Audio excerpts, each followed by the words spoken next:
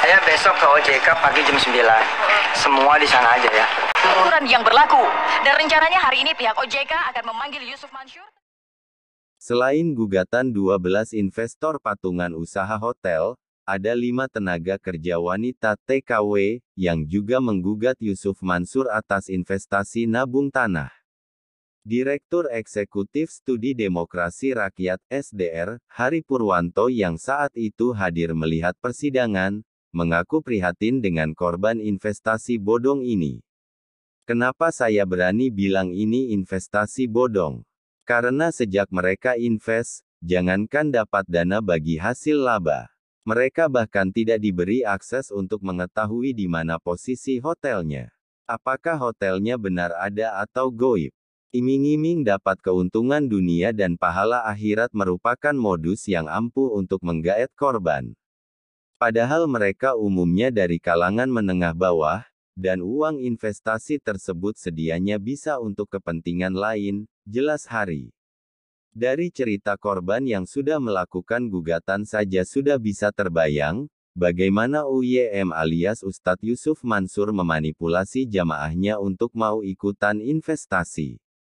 Belum lagi, dia mengklaim sudah mendapat informasi kalau yang ikutan patungan ala UYM ini jumlahnya ribuan dengan nilai investasi yang luar biasa.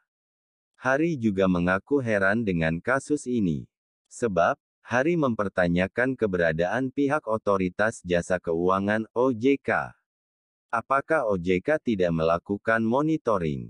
Demikian juga dengan MUI, apakah tidak mendengar kalau ada investasi berkedok syariah yang menggunakan dakwah sebagai medium menggaet calon korban? Mungkin kasus UYM ini sebagai pintu masuk, sebab kami dengar ada kasus serupa.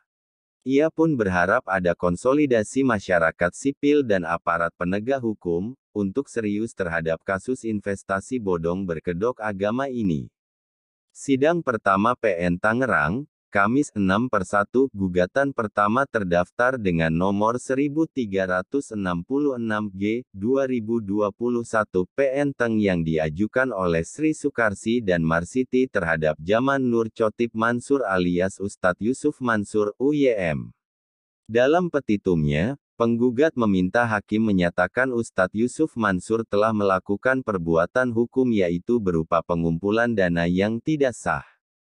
Sementara gugatan Wan Prestasi didaftarkan pada tanggal 10 Desember tahun 2021 dengan nomor perkara 1340G/2021 PN Teng pada tanggal 10 Desember tahun 2020.